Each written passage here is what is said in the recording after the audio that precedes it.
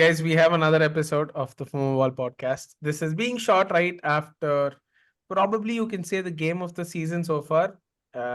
City played Liverpool at Anfield. High expectations into the game. I'm joined by two Liverpool fans who were expecting in the beginning of the game to survive, but as the match progressed, they were thinking that probably they can win this game, and it was it was at the end of the day, it was just City that have escaped. Let's say they've saved their blushes. So, anyways, you know these people. It's Ambarish. He's joining us from Ireland.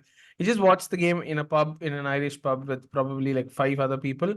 And of course, we have Vibhas as well. Surprisingly, not drunk today because he usually goes, he gets drunk. We'll first have Ambarish. What did you think about the game? Like, I mean, okay, so the first 15 minutes were steady. We were playing with our normal formation. But then post 15 minutes, that's when I noticed Klopp kept changing our formation. Okay. Like we started with four in the back, 3-4-3-3 was our starting. Then later on, I realized that when Conor Bradley pushed up front, we had three in the back. We had Van Dijk in right back. We had Kwanzaa as the centre back, and we had Jones as the left back. We played three. Then we had four in midfield, and then we had two in strike. We had two in forward. We had only Nunes and we had Elliot in front. Then later on, I watched, we kept changing formations. There were times when only Nunes was the only forward up front. So I was wondering why Klopp kept constantly changing the formations of the game. And obviously, we had a corner taken quickly against us this time, unfortunately. And that led to the first goal of the game. And we were on the edge of our seats throughout the rest of the game. But then the starting of the second half, I don't know, there was a momento in the team. We played with the highest tempo we could possibly do, and it led to a penalty for us, which obviously McAllister scored. So I don't know. Overall, it was a very confusing game to watch because I've not really seen Klopp change formations mid-game, but I've seen him change tactics. But formation mid-game, that to every 5 minutes was pretty confusing for me. So yeah, I guess overall we did have a decent match. And I'll give Vibhas, I'll let Vibhas talk about Luis Diaz because if I start, I think we're going to get cancelled. So yeah, Vibhas, you can go ahead. True, true. Yeah, I mostly agree with what you said. It's like, we were not, despite, conceding very quickly and very early on, we were not never bad. We were never playing bad in the whole game. Yeah, there were low points, but we were never ever like, it was not a point I could go like and say, oh, we're playing bad, which is surprising because normally our first halves have been bad, especially against teams like this. But again, second half FC. Second half we come. I don't know what Klopp tells them at halftime. I don't know what he says to them, what how he motivates them. But every match, second half, we come like a different team. We were like charging into the opponents like something is happening. Some Klopp has said something. Only he knows what he's saying. And yeah, Luis Diaz, man, what to say? Like, okay, the positive part first. The guy was running his ass off. Sorry for the thing, Kaushik, but he was running his ass off. Okay, but something happened when he had to finish. He did everything. He ran, he dribbled past Rodri and Walker, he dribbled past every City player, came in front of the goal and forgot how to finish. Multiple times. Happened at least four times, I think. And there were four big chances. I don't know the smaller ones. So it was a very weird game for Luis Diaz. I won't say he was bad, but he was doing everything except finishing. And in games like these, in big games like City and these such close games, these chances, I think Kaushik was telling me on the group, right? These chances come back to bite you because it's a game of small margins, especially this game. It was oscillating like anything. One moment it's like, oh, City's gonna win. Then you're like, oh no, Liverpool will win. And to be fair, I think draw. I mean, obviously, I'm biased. I want Liverpool to win, but looking at it neutrally, I think draw is a fair result, considering how the teams played. Although I do feel that second half we were way better. this was an entertaining match. All right. You would have had fun because it was end to end.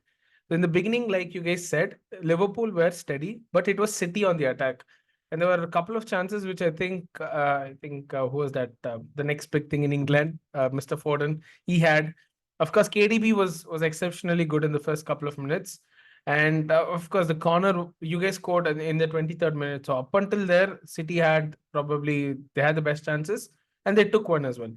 But I think post that goal, it triggered a reaction in probably Liverpool, and you guys started advancing more.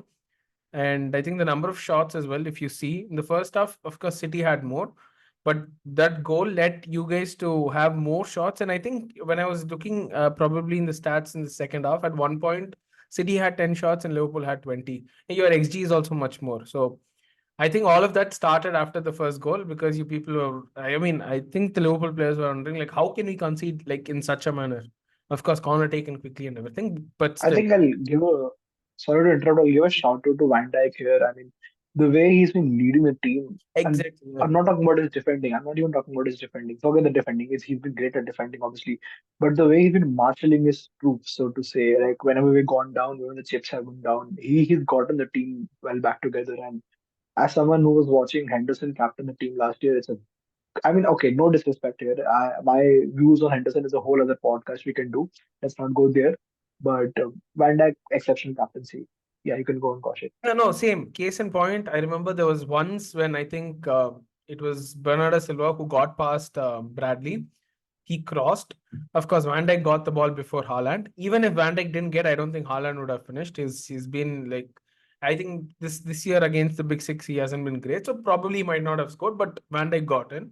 And like you said, the first thing he did was he started yelling out instructions to the other defenders and to the midfielders who were right in front of him. So that shows character. And of course, that was what he kept on doing. Whenever I think City had opportunities, they didn't take it. That's when probably Van Dijk. He's been like probably. I can even say he's been a father figure to all these academy players over there. But still, like No, he's that's been a actually true true, leader. bro. We've been playing kids literally. Yeah. So anyways, this was the first half, my reactions. And just like you said, so I was seeing a lot of memes where you guys know, right, Shah Rukh Khan's team talk, like in Chakti India. And then, of course, all these movies where a coach gives a team talk and then the players come out with like full Josh. Legit, it happened like that. Like Liverpool were so much better in the second half, like from the get go. And of course, like I will not credit the goal for Ake's mistake. It is purely known as his willpower and his push that he was able to get to that ball first. And Edison, bro, that he just went. He thought he'll kick the ball, but of course, like he just got there much later. He kicked. I mean, he kicked Nunes, and the best part is he got injured after that, which I find it very hard to believe because I thought Edison was the one who'll probably like injure Nunes. He will get sent off, is what I initially thought. But anyways, Edison got a It's yellow. Darwin Nunes, bro. It's Darwin Nunes. You can't injure him like that. Second half, Nunes, I think he won the penalty. I was not sure. Like I thought, if Nunes won the penalty, he'll probably take it as well. But I think McAllister took No, it. no. I think see, except for one time, most of the times when McAllister is on the pitch, he gets higher preference for penalties over Nunes. I Okay. think obviously Salah, otherwise Salah would have taken, but Yeah. McAllister is probably the second right now. Since and Fabinho have left, it's probably Mac as second. No one's clear. We haven't seen Salah, McAllister, and Nunes on the pitch at the same time and us getting a penalty yet. So let's see. Okay. No, so that's all. After the penalty was scored, the match was heavily in favor of Liverpool, and I think you guys had a lot of good chances. Like I said, City were looking to build play from the back. They were trying to pass their way through, try to get Liverpool up the pitch. But Liverpool didn't do anything. They didn't care. They were like, "We'll go shoot. Let's see. Let's test this keeper." And also, it wasn't Edison. It was Ortega. So they were like, "Yeah, why not? Fuck it. Let's take our chances and let's see." I think Ortega made a good save, but I think apart from that, he wasn't tested much. But still, I liked Liverpool's approach more because they were more direct. They were trying to win the game. They were taking as many shots, and of course, just like you guys said, it was a little difficult uh, for like Luis Diaz. This particular game, he's a great player. He's a good finisher. I don't know. He just found it quite difficult this game. So let's talk about the penalty, the final penalty call, which probably Liverpool could have gotten. So let's first hear your opinion, then I'll probably say my take on it. I mean, like, honest, that was very clearly a penalty to me. I mean, Okay. imagine Van Dijk doing the same thing to, let's say, Foden. There wouldn't even be a VAR review, straight red and penalty. There wouldn't be any review on that. If Van Dijk, Kwanzaa, Gomez, anyone had done that to any City player, straight red and penalty. So I feel like this is literally the third time we're having a VAR check against us, which we've lost 9 points because of VAR so far. My problem with the refereeing is not agendas or conspiracy. It's the lack of consistency they have while refereeing in the Premier League. Okay, So, and this is not just from a Liverpool point of view. I think fans of Wolves, fans of Aston Villa, there are multiple teams who will come up and tell you that their problem is not that XYZ decision went against them. It's that ABC decision, which is similar to XYZ, was given to some other team, but not given to us, and that has been happening multiple times in this, particularly this year. I don't know why. What happened this year? What are they doing with VR? I don't know.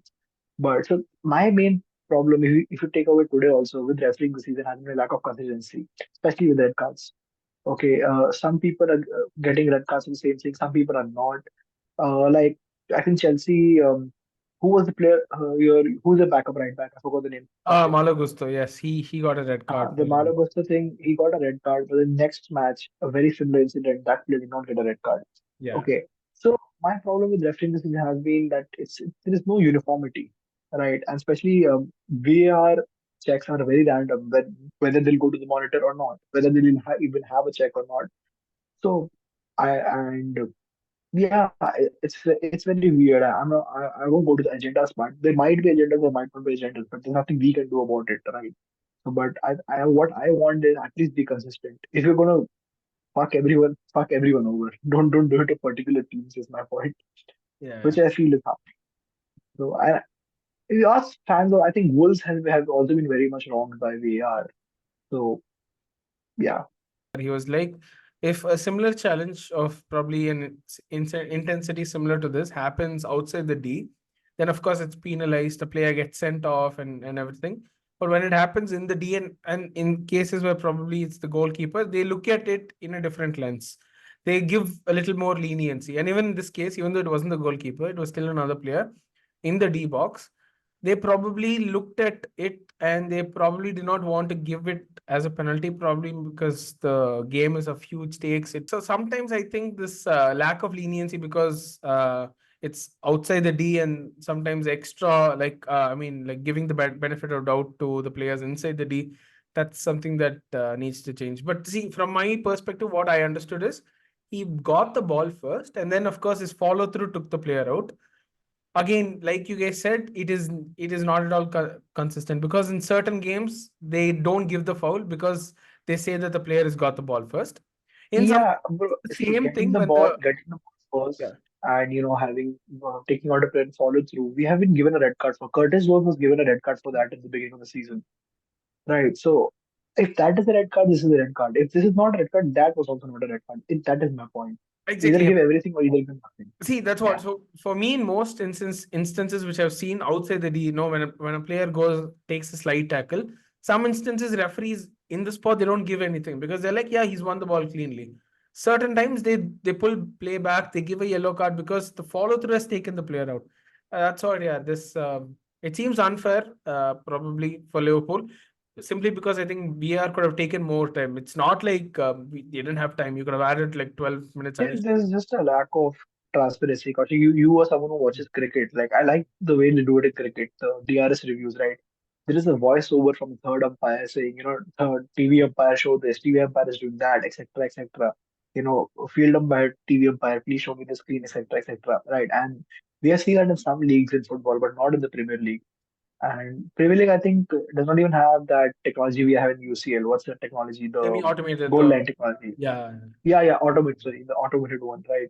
The Premier League for the last 2 years, the teams have rejected the opportunity to get that in the Premier League. I don't know why, because that is a little bit of so offside is a big improvement according to me. You see Yeah, that in UCL games, even in the World Cup last exactly. year. The World Cup. Yeah. Looking at the table, it's not a bad result, no, because you're still joined Hmm. first, and of course, Yeah, City. and Arsenal and City are yet to play a match. That's where it happens Yeah. next.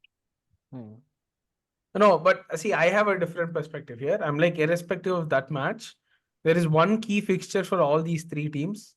It's by the Spurs. same opponent. Yeah, Yes, who can yeah. literally like make a difference because if they beat one of these three teams, and of course you guys win those particular, like, let's say like the same game week you guys win, you could build a substantial lead. And of course, Spurs play all the three teams like back. I mean, it's quite tough for them. Like whoever was in charge of scheduling is not a Spurs fan because he's literally put Spurs playing City, Arsenal, and Liverpool, who are the most informed teams in the Premier League. He's Back to back.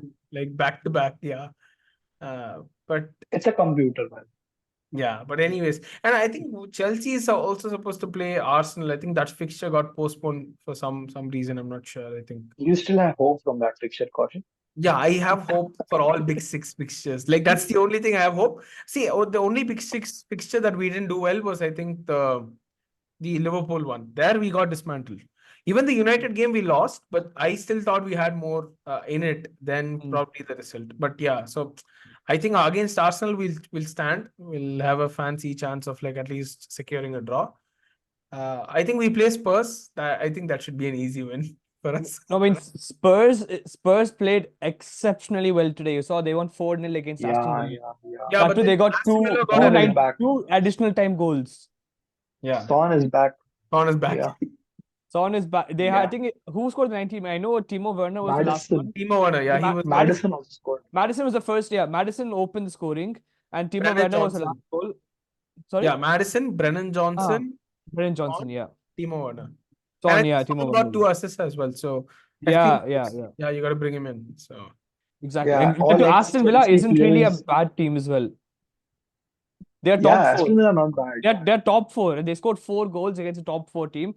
I think Spurs they will give in a very, very, very good competition against Liverpool, Arsenal, and City. In fact, and we don't know how long Ederson is out as well.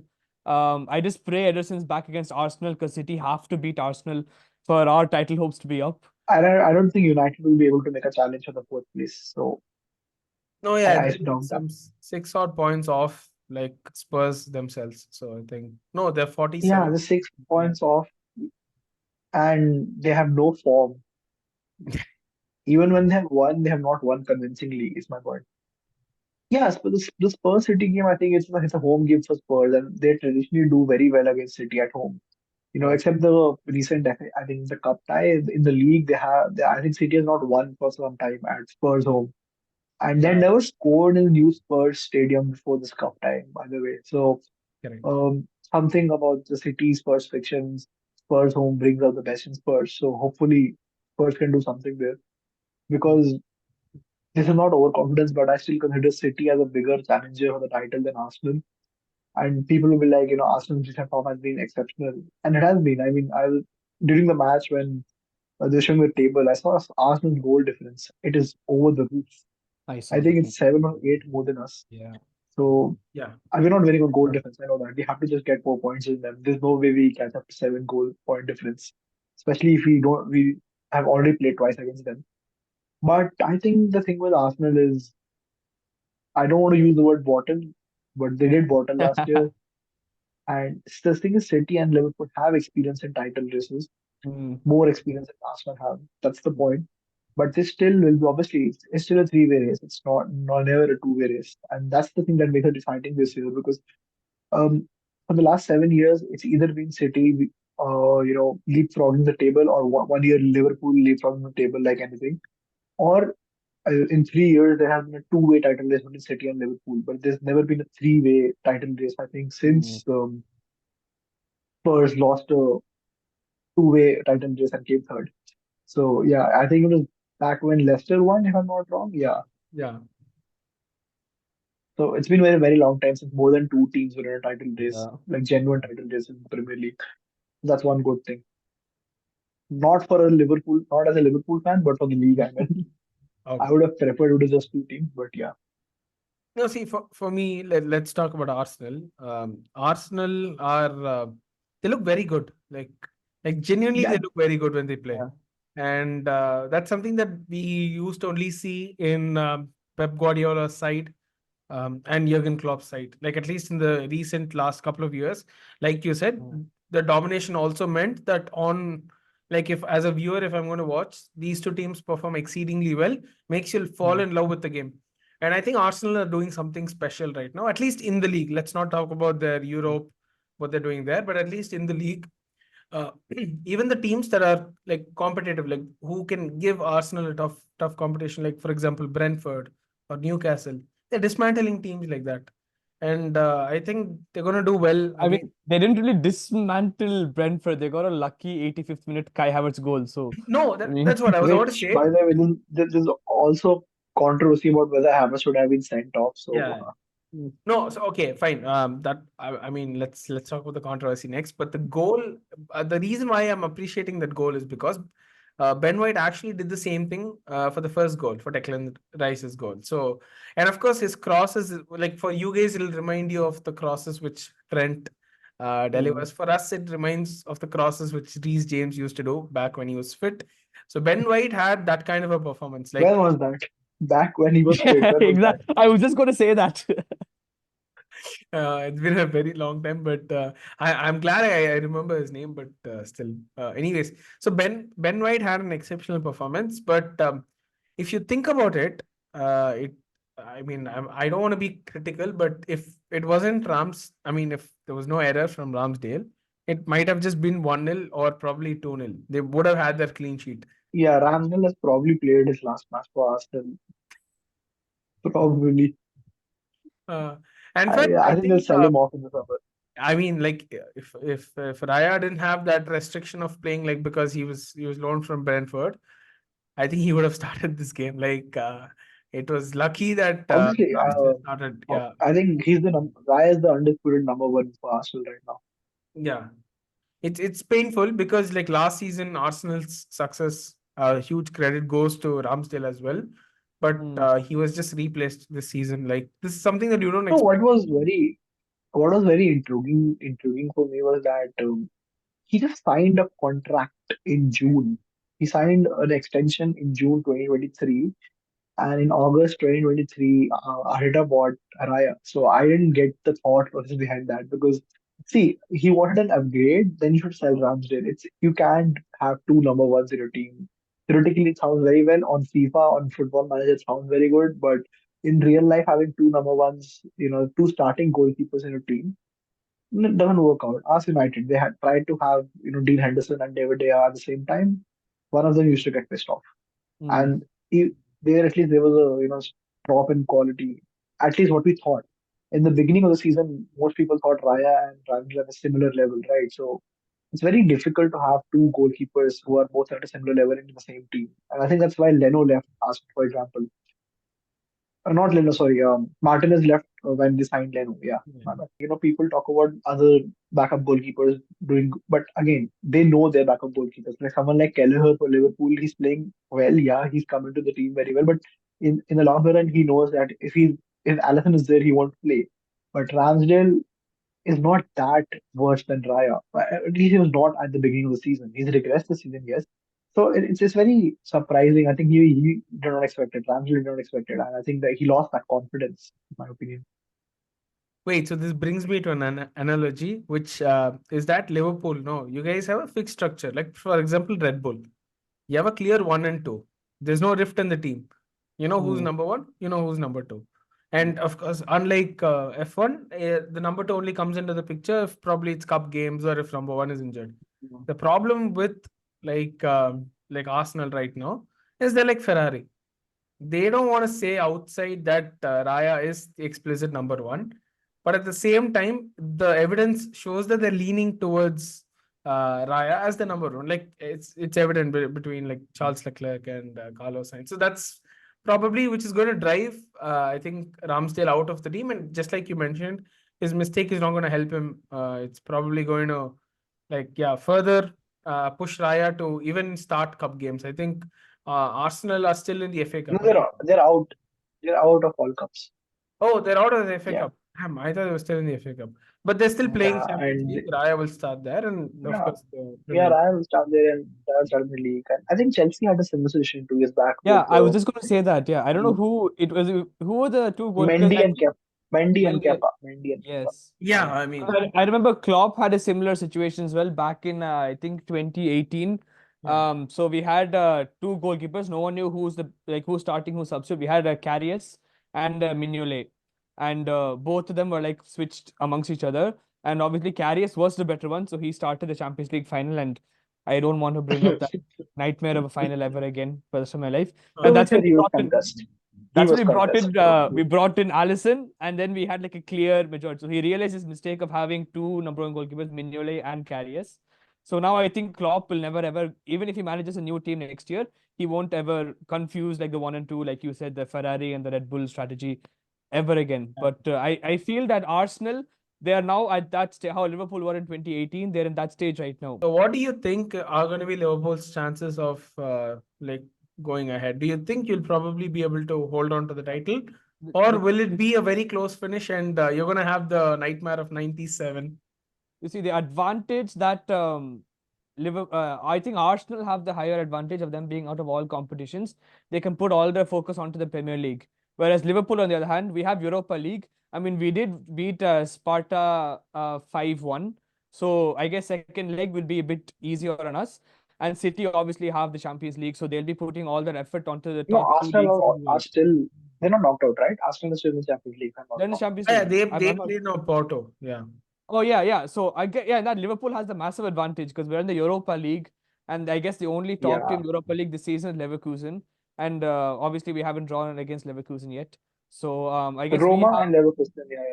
Oh, Yeah, Roma and is also exactly. AC there. Milan as well.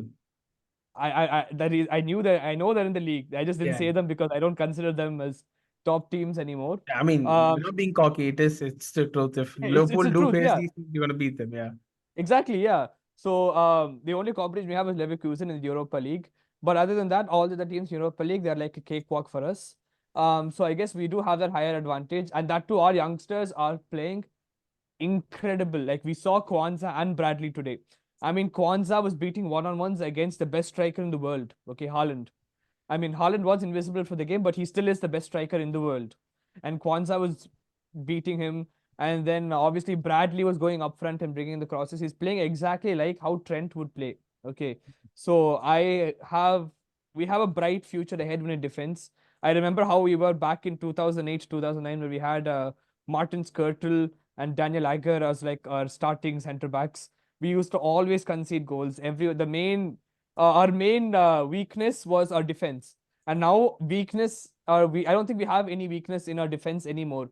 Even the academy players are performing up to the Premier League standards. We have a pretty easy Europa League run and Premier League games, yeah. So we can put all our focus onto the Premier League, unlike City and Arsenal can. So yeah, Vibhas, do you want to say anything about this? Yeah, so good thing about the defense. Yeah, good. That's actually a fact. I think I can say our academy spawned another Trent and another Van Dijk. Right. Bradley is a perfect Trent backup. No, backup is a wrong word. And if Trent was not there, he would start for most teams. Right. That's the point. And Kwanzaa again, he is Virgil Van Dijk like. I'm seeing in him what I used to see in Van Dijk like 3 4 years ago. So obviously our academy kids have been doing very well. Yeah, another advantage being in, I mean, obviously don't want to be in Europa, but now we're in Europa. That's an advantage for us that we can focus on the league. First leg, we're already 5-1 up. We can probably play the kids in Europa. We don't need to start. I mean, I was also against starting so many starters in the first leg. Also, we started Konate and he got injured, for example. Right?